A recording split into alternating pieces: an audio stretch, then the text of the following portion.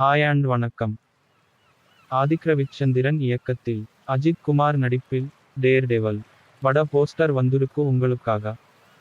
Director Vijay இயக்கத்தில் அஜித் குமாரின் gladiators பட போஸ்டர் வந்திருக்கு. சூர்யா நடிப்பில் விஸ்வநாத் அண்ட் சன்ஸ் பட ட்ரெய்லர் 7ஆம் தேதி ரிலீஸ் பண்றாங்க. விஷால் இயக்கி நடிக்கும் மகுடம் பட ட்ரெய்லர் 7ஆம் தேதி ரிலீஸ். விஜே சித்து இயக்கி நடிக்கும் டயங்கரம் பட ஷூட்டிங் முடிஞ்சதாம்.